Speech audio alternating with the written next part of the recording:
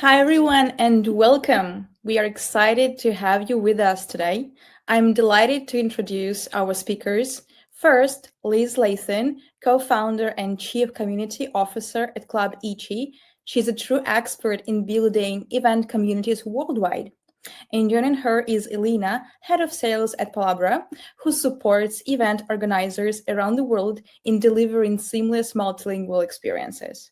And together, they will share their insights on the challenges and opportunities in the events for 2025 and how new technologies are reshaping the way we connect audiences across languages. Hey, Lisa. Hi, how are you doing?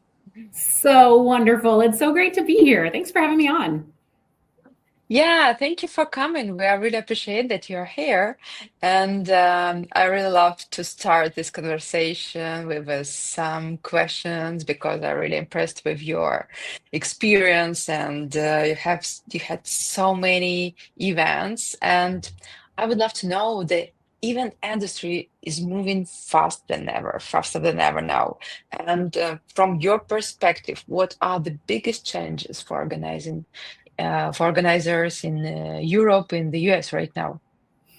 Okay, so yes, it is changing at the speed of light. However, I think that the challenge is the same challenge that we've had my entire career, 20 years of this, and that is simply doing more with less. Every year, that's what we hear.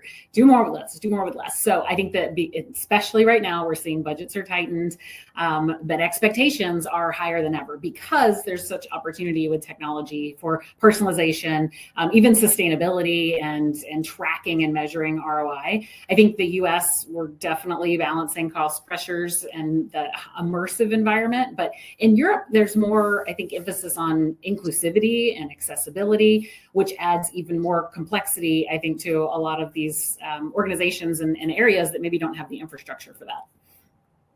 Yeah, but during the last 5 years, we faced a lot of things like COVID and all of these things. And how has the role of the event marketing changed over the last, let's say, 5 years with the rise of remote work, hybrid formats, and new technologies as well? I think that when we think about it in those boxes of remote work and hybrid and tech, it kind of keeps us more logistics, like how do we do our job? And what's really happened with the role of event marketing is that the entire role has changed. It's not logistics anymore. It's now a strategic growth driver for the company. And we're seeing that event marketers truly are being identified as marketers with a specialization in events. And events are just a vehicle on a larger campaign. So I think that the biggest thing is watching our event professionals become more data driven and actually understand the numbers that mean business. And when it comes to audience engagement, what trends do you think are most, let's say, most important now? I would say the trend that needs to happen, and it's actually been slower to adopt than I would expect, honestly, is the shift from content consumption to conversation creation. I think too many events are actually still viewing it as come into a room and sit and get content. But if I fly to your event and I could have watched the whole thing on YouTube, why was I even there? So I think the trend that should be affecting audience engagement is to get people talking to each other, creating micro communities inside events, peer-to-peer networking, co-creating sessions together. I think helping people feel like active participants and not just passive listeners is the trend I'm hoping for. I love it. I love it, especially the talking to each other if they don't know any languages and or like foreign languages. Yeah, that's really cool. And what about the budget wise? Where do you see companies trying to cut costs without, let's say, sacrificing the quality? Yeah, I think that all of our events, if you've been in this profession for a minute, you know that you build your events with kind of the foundational cake and then the icing on the cake because the budget's going to get cut. It always does. So you can start peeling back that icing and removing the nice to haves. But what I see happening right now is companies really reprioritizing where the money goes. So even if the budget wasn't necessarily cut, they're being more strategic about how they're using it. So reducing the size of their trade show booth, but maybe putting that money into more, again, conversation-based experiences, executive dinners, or things that are more bottom of the funnel. And so they can reinvest in that attendee experience. Yeah, that's interesting to know. You've been working in on international events for the years, and how have language barriers affected engagement and conversation in your experience? It's always a challenge, right? When you get people in a room, if people aren't comfortable trying to speak a language that isn't their native language, then they have a tendency to not engage as much. And so when we can make that environment more comfortable for them, and before the opportunity to do live translation happened, we would kind of group them geographically and create these micro communities and micro events within the larger event so that they feel comfortable, they can speak in their native language and they can network, and then other areas and times where they can get together. But I think that what always happens, especially in these international events, is people default to English, kind of the global language of business, but the other half of the room that doesn't speak English well enough just goes quiet. So every barrier is a missed connection, and connections are where business happens. Yeah, that's cool. And what approach or tools are most commonly used today to solve the language challenge? What tend to work and what usually fails? I mean, I've used everything from live interpreters to the apps that are trying to, like, they have an interpreter, but it's coming through the app. And so you can sit with your own headphones, all the way to just trying to use Google Translate to understand something that's happening. I think, the biggest challenge with the live interpreters, we've done those events where you put the sound booths in the back of the room and you have people in every language and everyone's got their headsets on. And, it's expensive and it's not scalable when you're doing a roadshow or multiple events like that. The apps that have the live translation, the live translation is remote and then it pipes back into you, is dependent upon the venue Wi-Fi. And if everybody in the room is using it, then you don't have a great connection and it can't really happen in real time because it gets glitchy on you. So I think that looking for technologies that are going to be instantaneous and really help people in the moment without having to scale the live human part is, with AI, definitely the way it's going to go. Good. And how do you see AI fitting into this space? Can technology really help reduce translation cost while keeping communication quality higher? Yeah, I mean, this is the way, right? It's you can say what you want about AI, but there are moments where it is an incredibly useful tool. So, see my shirt. I do most of my marketing and things on LinkedIn. And by the way, I think I'm 22 people away from 25,000 followers. So go find me and connect with me. I would love that. But this LinkedIn is the great place where if I don't speak the language that someone wrote, I can click the translation button and AI is automatically translating it for me. So the opportunity to leverage this technology in real time with context-aware translation that feels natural, it wouldn't ever replace human interpreters for like negotiations and something like that. But in event scenarios with sessions and networking and expo floors, this is, I think, where we're going to see some real progress. Yeah, we do see the same actually. And about the button, I would love to push the button and to show you the demo, how the technology with Palabra AI works. I'm gonna share with you my screen. So that would be, I hope that would be the wow effect now. Ready.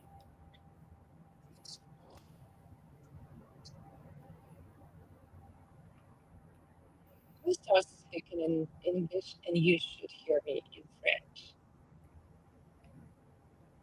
Nous avons entendu parler en anglais et vous devriez m'entendre en français.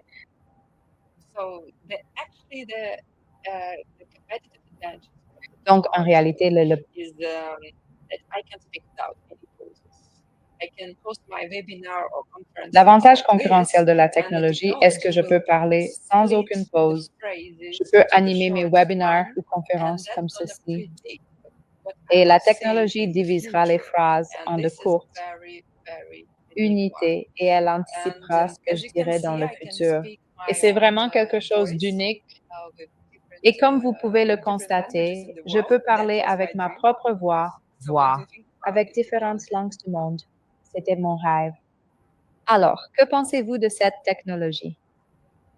I love this so much. And this takes me back to, watching Star Trek or reading Hitchhiker's Guide to the Galaxy when you have the universal translator there and people can actually have conversations. I've been on an airplane before where I didn't speak the language of the person next to me and I was using Google Translate to try to have a conversation back and forth. But imagine being able to actually talk to each other. I love this.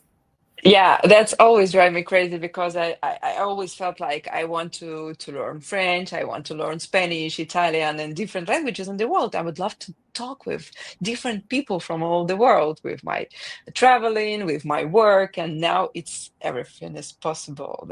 That's really cool.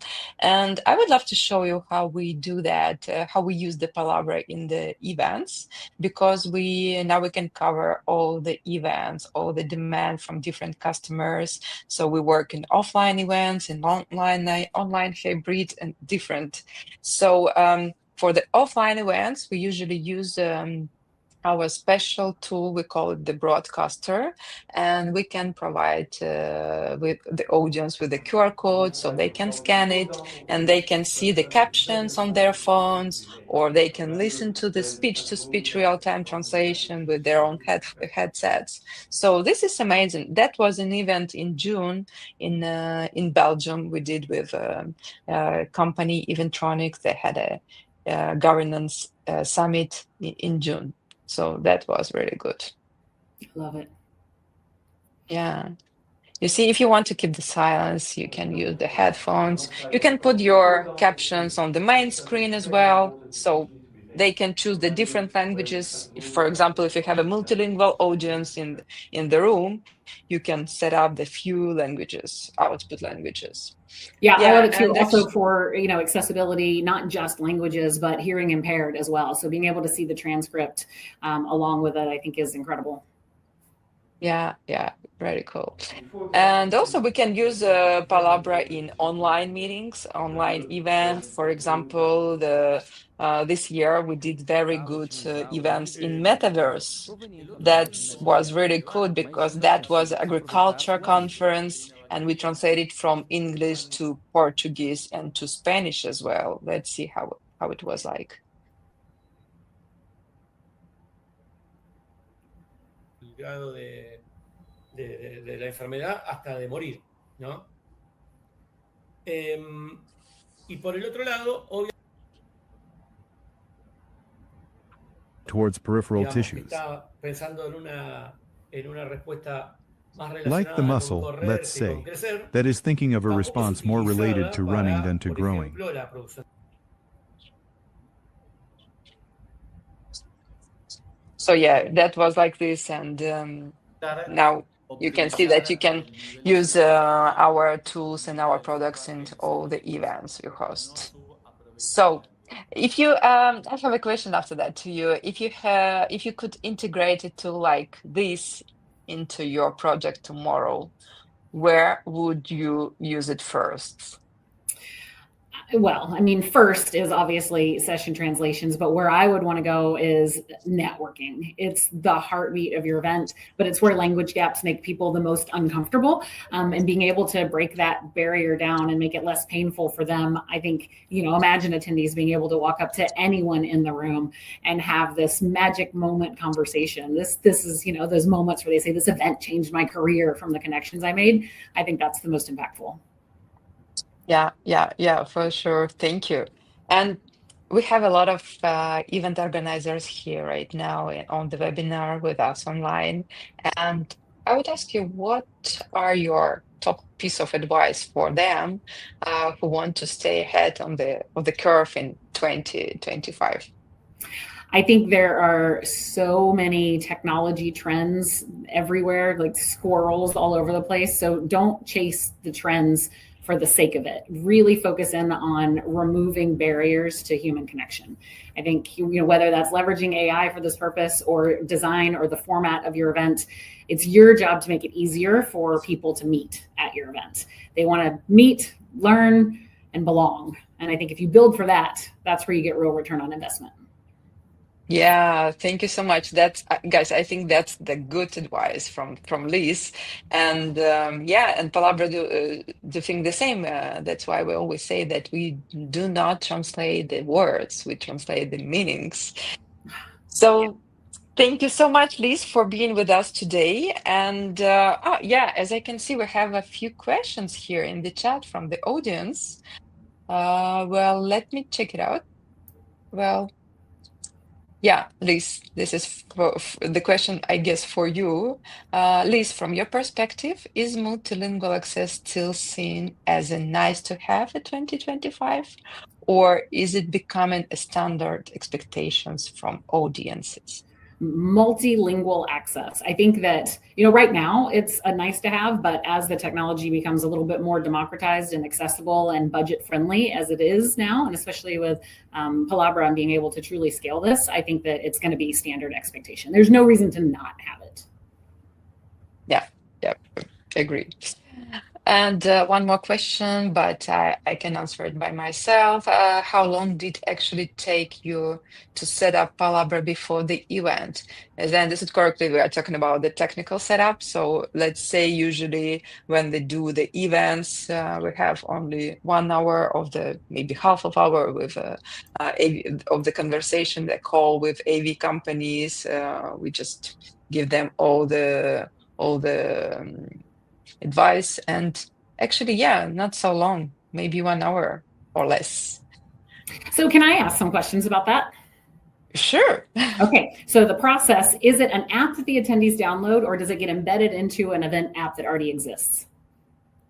Well, actually, no. The tool we use for the events, this is the broadcaster, and we usually put the stream somewhere in some streaming platforms, and after that, we take this audio from the streaming platforms, we translate it and give it back. So the technical setup is very, very easy. You need just to put the link of your stream in the broadcaster in our tool, and that's it. Okay, and even when you're on site at an event, sitting in a room? When you are on site, when you are the visitor or when in the audience, you just need to scan the QR code. And after that, you can see all the captions on your phone, or you can listen to the audio. You just need to select the language you want to listen to, all the content, and that's it. I love it. It's so great. I'm so excited for this. Yeah, thank you. Thank you, Liz. So we are happy to have you here, and thank you so much for coming. That was a pleasure to have this such thoughtful and nice conversation with you. Thank you for having me. So fun. Thank you, and have a good day. Too. So, guys, thank you, all of you, for joining us today. And as I promised, we have a little gift for you. You need just to go to this QR code, scan it, book a demo, and you will get 15% off for your next event. So, thank you so much, everyone, and have a good day. Bye bye.